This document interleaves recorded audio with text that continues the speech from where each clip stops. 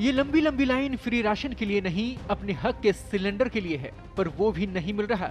खाना कैसे बनाएं और होटल रेस्टोरेंट से जुड़े रोजगार कैसे चलाएं, ये जनता के सामने सबसे बड़ा सवाल है। मिडिल ईस्ट में तनाव के बीच दुनिया भर में इसका असर साफ तौर पर नजर आ रहा है। भारत में एलपीजी सिलेंडर के संकट की खबरें सामने आई हैं।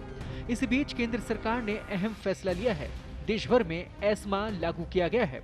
सरकार ने घरेलू खाना पकाने की गैस की निर्बाध आपूर्ति सुनिश्चित करने के लिए आवश्यक वस्तु अधिनियम लागू किया है। इसमें रिफाइनरी और पेट्रोकेमिकल यूनिट्स को एलपीजी का उत्पादन अधिकतम करने और प्रमुख हाइड्रोकार्बन स्रोतों को एलपीजी पूल में भेजने के निर्देश दिए हैं। एस्मा यानी कि आवश्यक सेवा रखरखाव अधिनियम भारतीय संसद की ओर से 1968 में पारित एक एक्ट है। इसका उद्देश्य कुछ ऐसी सेवाओं की आपूर्ति सुनिश्चित करना है जिनमें बाधा आने से लोगों के दैनिक जीवन पर प्रतिकूल प्रभाव पड़ सकता है।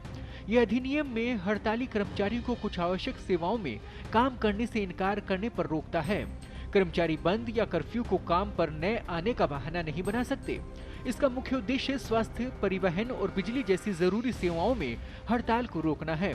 इससे आम जनता का जीवन प्रभावित न हो। इसे अधिकतम 6 महीने के लिए लागू किया जा सकता है। सरकार ने देश भर में एस्मा लगाने का फैसला अचानक नहीं लिया। जिस तरह से ईरान पर इजराइल और अमेरिका ने हमला किया और दोनों पक्षों के बीच सैन्य संघर्ष को 10 दिन से ज्यादा हो चुके हैं, इसका असर दुनिया भर के देशों में दिख रहा है। वैश्विक अस्थिरता के समय में दुनिया में बढ़ती प्राकृतिक गैस की कीमतों के बीच केंद्र सरकार लगातार बड़े फैसले ले रही है। इसमें एलपीजी सिलेंडर बुकिंग की अवधि को 21 दिन से बढ़ाकर 25 दिन कर दिया गया।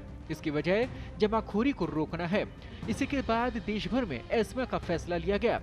अमेरिका, इजराइल, ईरान युद्ध के कारण उत्पन्न अनिश्चितताओं के बीच बाजार में घबराहट में खरीदारी के संकेत मिलने के बाद केंद्र जरूरी कदम उठा रही है।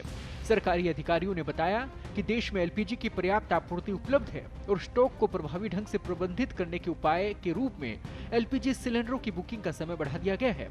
हालांकि देश भर में हालात नाजुक होते जा रहे हैं और लाखों रेस्टोरेंट, होटल, ढाबे बंद होने के कगार पर हैं। एक समय रहते इस समस्या का समाधान नहीं किया गया तो लाखों लोगों की रोजी रोटी पर संकट आ सकता है।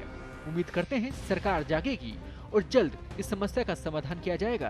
ताज़ा अपडेट्स और बड़ी खबरों के लिए बने रहें पत्रिका के साथ। मैं हूं आपके साथ कृपाशंकर शर्मा।